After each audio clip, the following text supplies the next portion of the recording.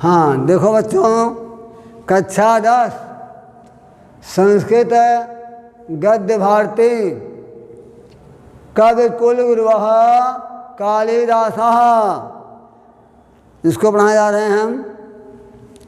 आगे आप लोग देखेंगे कालिदास काव्येषु अंगिरसः सिंगारो अस्ति। कालिदास के काव्यों में, क्या बोले, कालिदास के काव्यों में अंगिरसः सिंगारो अस्ति। अंगिरस सिंगार है। कालिदास के काव्यों में अंगिरस सिंगार है। तस्य पुनथा करुणा दयो अन्य रसः अंगभूतः। बता रहे हैं कि उनकी पूर्णार्थी, उनको पूर्ण करने के लिए करुणा दय अन्न रस मिले हैं। उनको पूर्ण करने के लिए करुणा दय अन्न रस मिले हुए हैं। रसा अनुरूपम, रस के अनुरूप, क्या लिखते हैं, रसा अनुरूपम, रस के अनुरूप। प्रसाद प्रसाद क्वचित मधुरम तस्य काव्योत कर्ष सहायकम कुरुतः। रस के अनुरूप प्रसाद, कहीं पर मधुर, और उस काव्य की सहायता करते हैं। वेद भी रीता, वेद की रीत के अनुसार क्या बना रहे हैं कि वेद की रीत के अनुसार कालिदासस्य वाक्य सएव सर्वथा अनुवर्तते। वेद रीत के अनुसार कालिदास का, क्या समझे, वेद रीत के अनुसार कालिदास का, षष्ठी है, कालिदासस्य, कालिदास का वाक्य समेव सर्वथा, उनकी वाणी हर जगह मिलती है। उनकी वाणी कहाँ मिलती है बेटा, हर जगह मिलती है। अलंकार योजना नाम, अलंकार की योजना में पर है, इसमें लगेगा अलंकार की योजना में कालिदासो अद्वितीय, कालिदास दूसरे हैं। अलंकार की योजना में कालिदास जो हैं ये क्या हैं, दूसरे हैं। अलंकार की योजना में कालिदास ये क्या हैं, दूसरे हैं।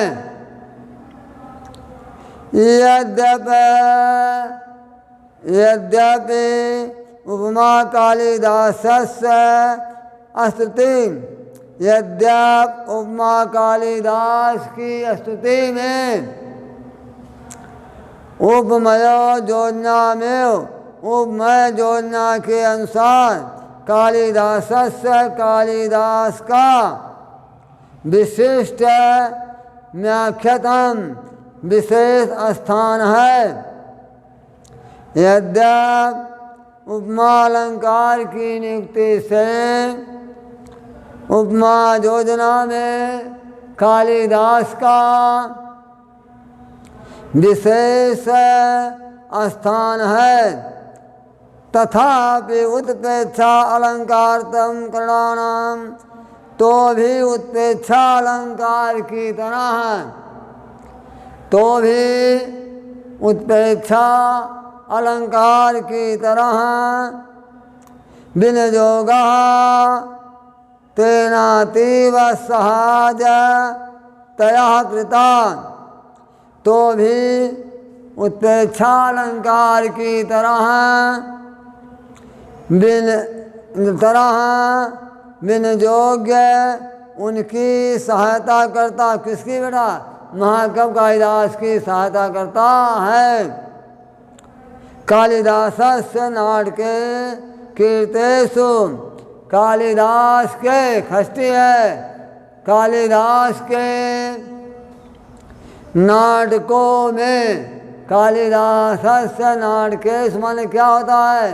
कालिदास के नाटकों में, कालिदास के नाटकों में, कालिदासस्य, कालिदास के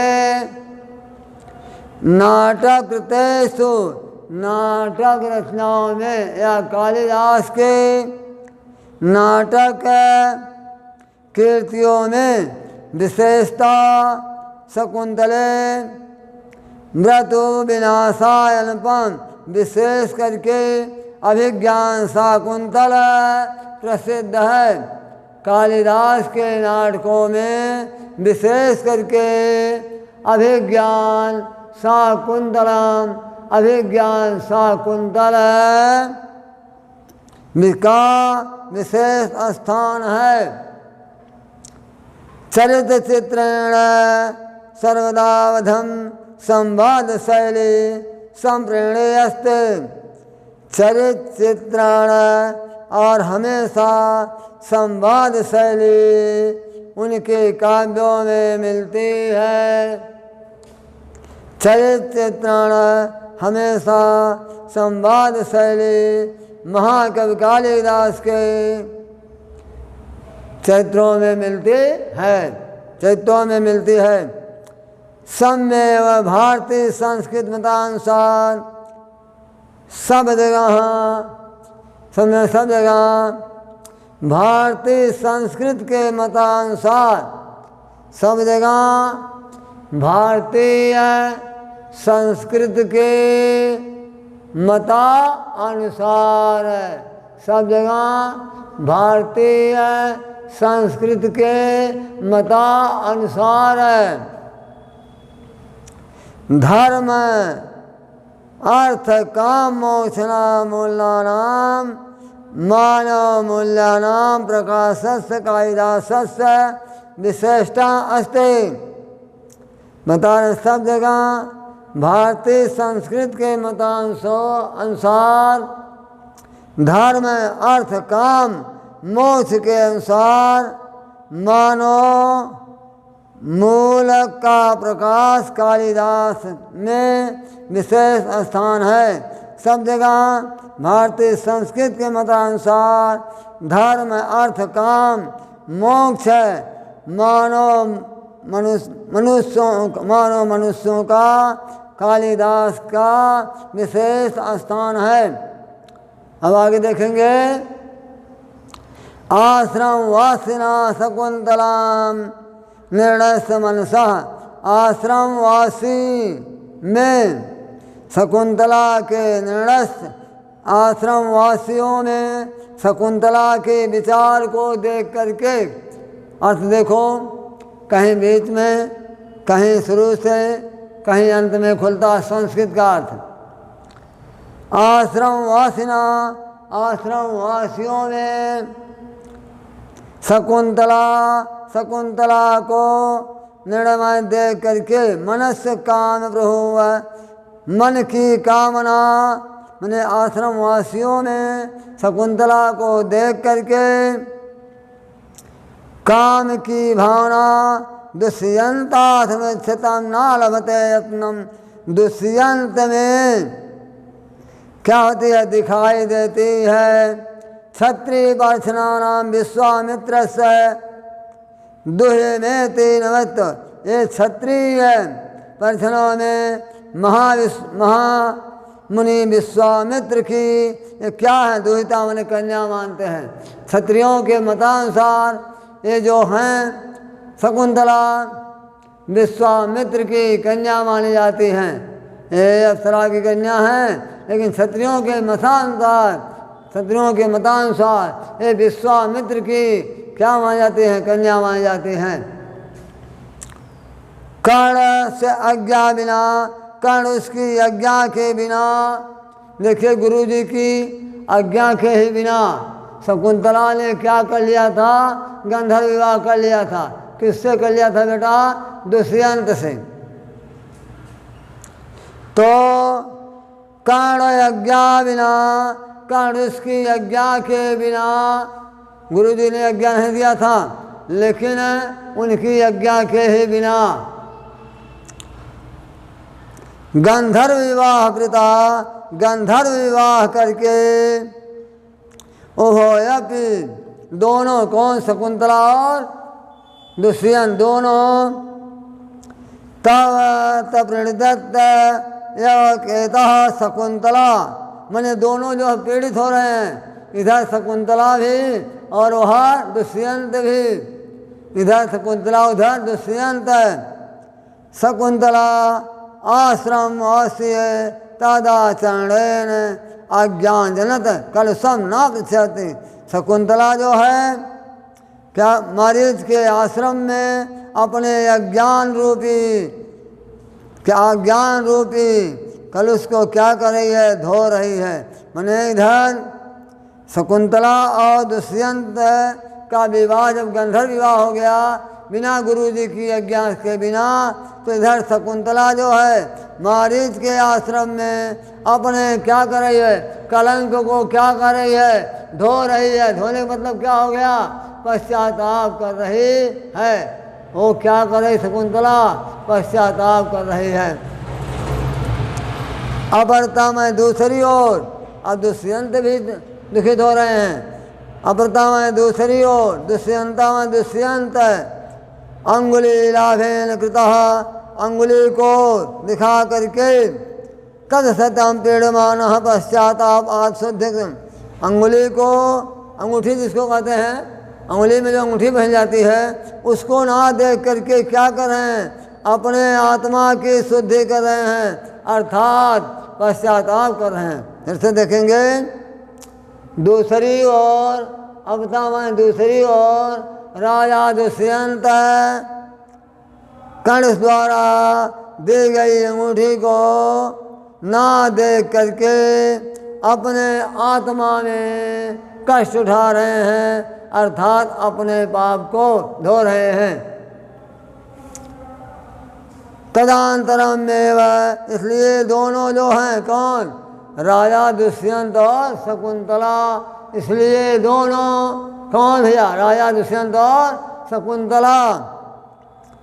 तदांतरम में इसलिए दोनों दंपत प्रेम निष्कुलम भवति पुत्रो लब्धोन चा प्रणते, इसलिए दोनों जो हैं राजा दुष्यंत और शकुंतला, राजा दुष्यंत और कौन, शकुंतला, दोनों जो हैं पुत्र ना पुत्र पर लब्धो नावृतम, अभी दोनों को क्या होते हैं, पुत्र की प्राप्ति नहीं होती है।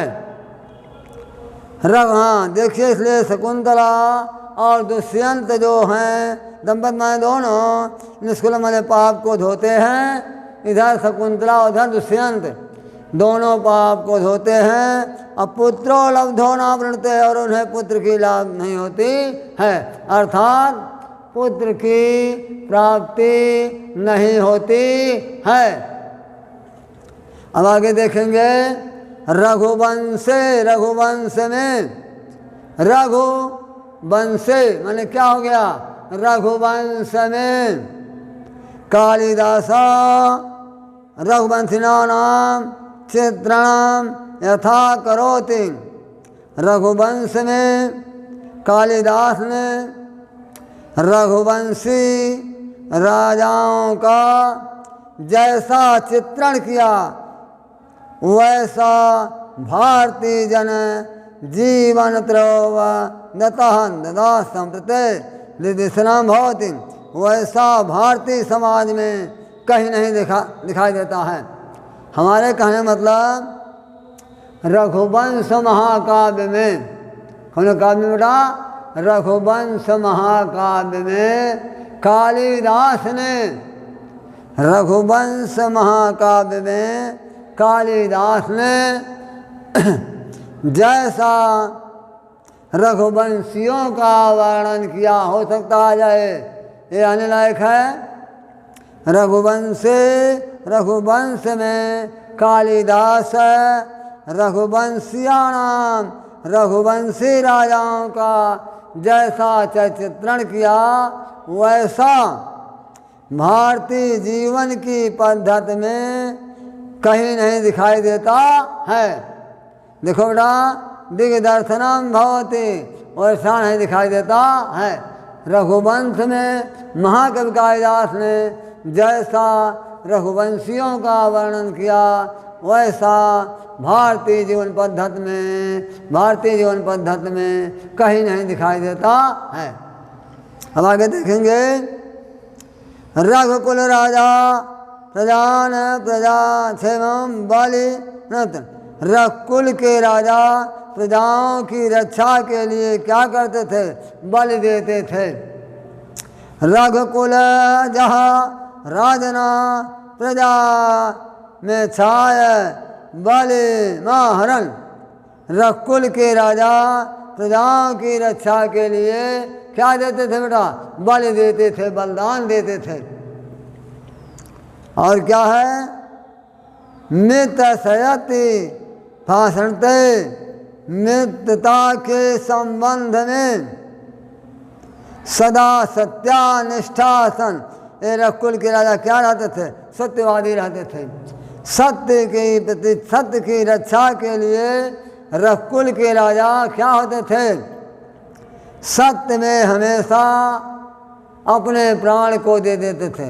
रघुकुल के राजा सत्य के लिए क्या करते थे? अपने प्राण को देते थे। जैसा कि आप लोग बता रहे हैं, दशरथ जी ने कहा है कि रघुकुल रीत सदा चली आई, और प्राण जाए पर वचन न जाई। ये प्राण जाए के वचन को नहीं छोड़ते थे। तो ये क्या करते थे? आज सत्य की निष्ठा के लिए, सत्य के भाषण के लिए ये अपने प्राण को भी क्या कर देते थे? दे देते थे। जसा यस्य कामन्ते तदाज प्राणम तजत। जस के लिए कौन? रघुकुल के राजा। जसार्थ माने क्या होता बेटा? जस के लिए रघुकुल के राजा प्राण न पी तदुक्तम तदेवक्तम अभवत्। जस के लिए रघुकुल के राजा अपने प्राण को दे देते थे। जस के लिए रघुकुल के राजा क्या करते थे? अपने प्राण को भी दे देते थे। और क्या लिखते हैं? केवलम संतार्थ ते गृहम हो। केवलम माने इसलिए संत अर्थम ते गृहम हो। ये संतान की इच्छा के लिए क्या करते थे? विवाह करते थे। सस्व विद्या जन्म, बचपन में विद्या को पढ़ते थे। यो जन्म सजनम वर्धेय मुक्तम मुनिराचरणम तेषां वृत्तिम। ये संतान के लिए क्या करते थे? विवाह करते थे। और बचपन में विद्या को प्राप्त करने के लिए, और बचपन में क्या करते थे? प्रथमम विद्या, पहले विद्या पढ़ते थे। जवानाश्रम, युवावस्था में धन कमाते थे। और तिथि में क्या करते थे? मुनियों की तरह पहले में विद्या पढ़ते थे, युवावस्था में धन कमाते थे। इसके बाद धन कमाने के बाद मुनियों की तरह क्या करते थे? वन में घूमा करते थे। रघुकुल के राजा, फिर से देखेंगे, रघुकुल के राजा संतान के लिए विवाह करते थे, बचपन में विद्या पढ़ते थे, युवावस्था में धन कमाते थे, इसके बाद मुनियों की तरह धन कमाते थे, अर्थात क्या करते थे, जस भी कमाते थे। धन कमाने के साथ साथ क्या करते थे, जस कमाते थे। और चतुर्थ में क्या होता है, जस और क्या कि अर्थ कमाते थे तृतीय में। और चतुर्थ में क्या करते थे, मुनियों की तरह आश्रम में जाते थे। प्रथम में विद्या, द्वितीय में धन, तृतीय में जस और दान। तृतीय में क्या है, जस और दान। और चतुर्थे किम करो, चतुर्थ में क्या करते थे, मुनियों की तरह वन में तपस्या करते थे। प्रथम में विद्या, द्वितीय जवानी में धन और दान, और चतुर्थ में जाकर के क्या करते थे, मुनियों की तरह क्या करते थे, आश्रम में रहते थे या जंगल में घूमा करते थे। चाहे जो लिखो, बाल वृद्ध मतिनानाम यदा चरणम कालिदास काव्य। बाल वृद्ध राजाओं में जैसा कालिदास का आचरण है, बाल वृद्ध राजाओं में जिस प्रकार कालिदास ने कहा है, तब सर्वथा भारतीय संस्कृत गौरव। ये भारतीय संस्कृत का क्या है, गौरव है। बचपन के वृद्ध राजाओं में जैसा कालिदास ने कहा है, ये भारतीय संस्कृत का क्या है, गौरव है। कहने मतलब रघुवंश महाकाव्य में जैसा कि महाकवि कालिदास ने वर्णन किया है, रघुवंश महाकाव्य में जैसा कि महाकवि कालिदास ने वर्णन किया है, किसका वर्णन किया है, रघुकुल के राजाओं का, वैसा ये क्या है, भारतीय संस्कृत का, ये क्या है, भारतीय संस्कृत का गौरव है। फिर से देखेंगे, देखो यहाँ सुन रहा है, रघुवंश महाकाव्य में जैसा कि कालिदास ने रघुवंशियों का वर्णन किया है, ये भारतीय संस्कृत का क्या है, एक गौरव है, अर्थात बड़कपन है। अब देखेंगे, अहिभवतः सिंधु वेला जावत विकर्णो अध। अहिवेता माने होता है कि उगते समय, सिंधु वेला में डूबते समय, जावत विकर्ण जिनका विकरण विस्तार भारत गौरव कालिदास की कृतियों में प्रसिद्ध है। भगवान के उगते समय और भगवान सूर्य के डूबते समय बता रहे हैं कि जैसा वर्णन कालिदास ने किया है, ये क्या है, भारतीय किया है, उनकी कृतियाँ क्या हैं, संसार में प्रकाशित हैं। फिर से देखेंगे, भगवान के उगते समय, भगवान के अस्त होते समय जैसा विस्तार महाकवि कालिदास ने किया है, वे उनकी कृतियों में क्या है, सबसे श्रेष्ठ है। फिर से देखेंगे, रघुवंश में गए, रघुवंश माने क्या, एक कालिदास की लिखी हुई पुस्तक है। बेटा बता रहे हैं कि रघुवंश जो है एक कालिदास का लिखा हुआ ग्रंथ है। रघुवंश में मेघे माने क्या होता है, मेघदूत में जैसा यक्ष जो है अपनी पत्नी को संदेश बाल भेजा रहा है, तो रघुवंश में मेघदूत में कुमार संभव चा, और कुमार संभव में भारत देश का विविध भूभागानां गिरगिदनानां तदिशं स्वाभाविक मनोहर चाचित्रं लभन्ते। अब बता रहे हैं बेटा, रघुवंश में, मेघदूत में, कुमार संभव में, कौन कौन किताब है, रघुवंश में, मेघदूत में, कुमार संभव में भारतीय देश के अनेक भूभागों का, अनेक नदियों का वर्णन जो है उसको देख करके सबका मन क्या हो जाता है, आकर्षित हो जाता है। फिर से देखें रघुवंश में, मेघदूत में, कुमार संभव में और भारत के देश अनेक भूभागों में, पहाड़ों में, नदियों में कालिदास के चरित्रण को देख करके किसका मन नहीं खींच लेता, अर्थात सबका मन जो है खींच लेता। आगे देखेंगे, सो चक्षा न बिलोकं तद्भवत्, ये किसके नेत्र, उसको देख करके किसके नेत्र जो हैं अचंभे में नहीं पड़ जाते हैं।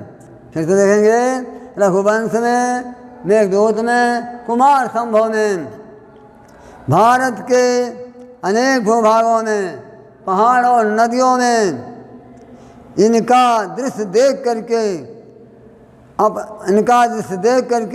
अपनी नेत्रों के, इनका दृश्य देख करके सबके नेत्रों को क्या करता है, आकर्षित कर लेता है।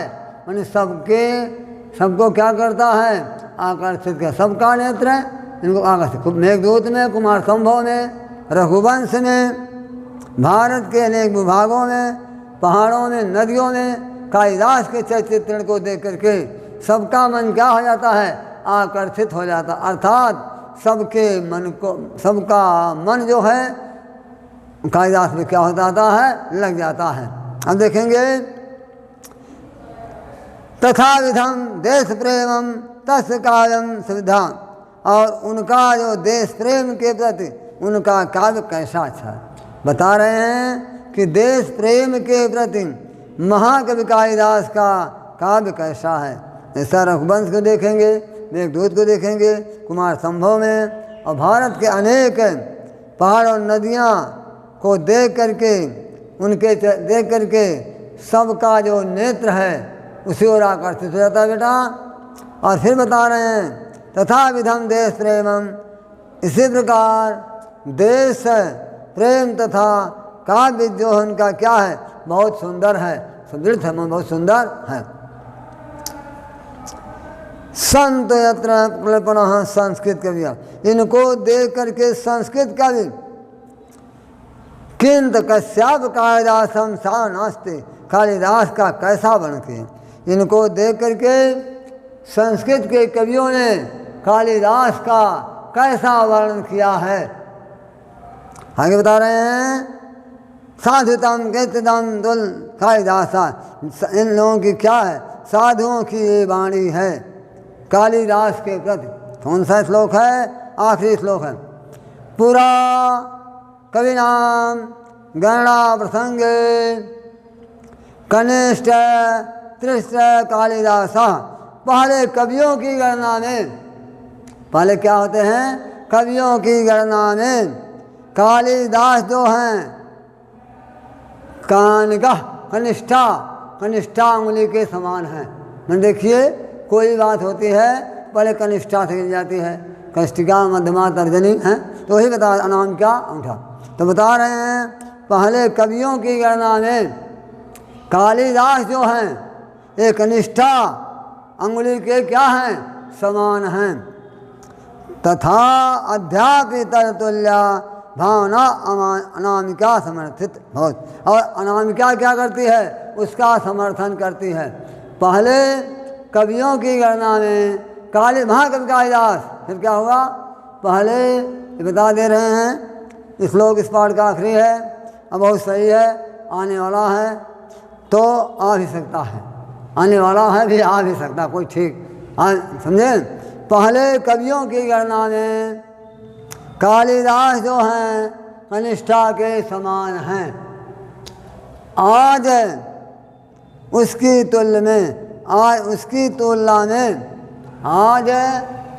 तुलना में अनामिका क्या करती है बेटा, उसका समर्थन करती है। पहले फिर देख लीजिए एक बार, पहले कवियों की गणना में महाकवि कालिदास है, कनिष्ठा अंगुली के समान है। आज उनकी तुलना में मध्यमा आज उनकी तुलना में अनामिका क्या करती है, समर्थन करती है। फिर देखो पहले कवियों की गणना में महाकवि कालिदास कनिष्ठा के समान हैं, आज उनकी तुलना में अनामिका जो है उनका समर्थन करती है। इन्हीं बातों के साथ वाणी को विराम।